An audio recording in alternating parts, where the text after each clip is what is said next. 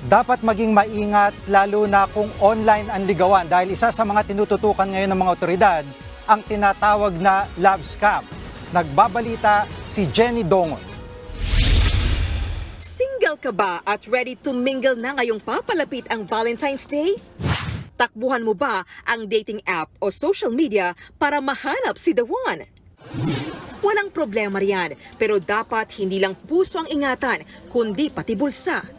Lalo't laganap ngayon ang tinatawag na love scam o relationship scam.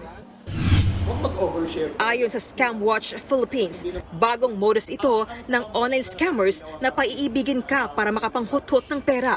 Sa talangan ng Cybercrime Investigation and Coordinating Center, nasa 15,000 ang mga nabiktima ng love scam sa loob lang ng huling 4 na buwan. Mas ma-effort na raw ngayon ang online love scammers kaysa sa mga totoong nanliligaw. Kung dati direkta siyang humihingi ng pera sa'yo, ngayon ang gagawin niyan, mag-o-offer yan ng investment. So investment opportunities, gaya sabihin niya, meron akong alam na pagkakakitaan, pwede bang hati tayo sa investment? Cryptocurrency.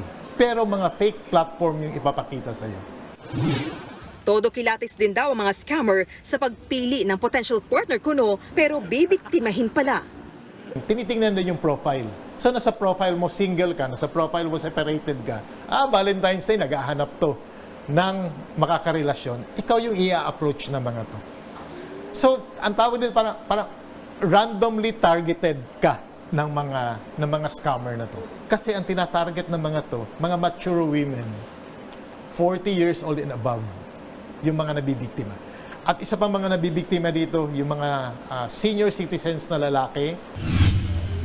May 8 klase raw ng love scammers na dapat maiwasan. Kanya-kanya silang teknik sa panliligaw ng maluloko.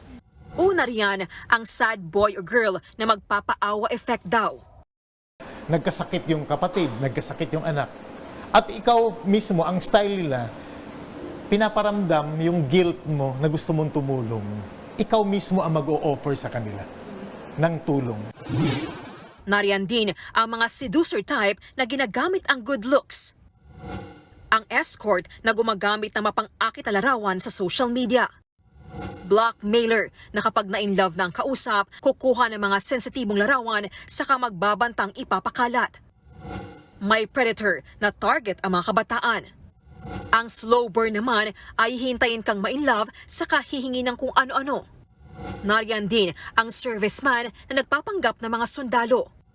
At ang investor type naman na love scammer, paniniwalain kang gusto niyang magnegosyo na kasama ka.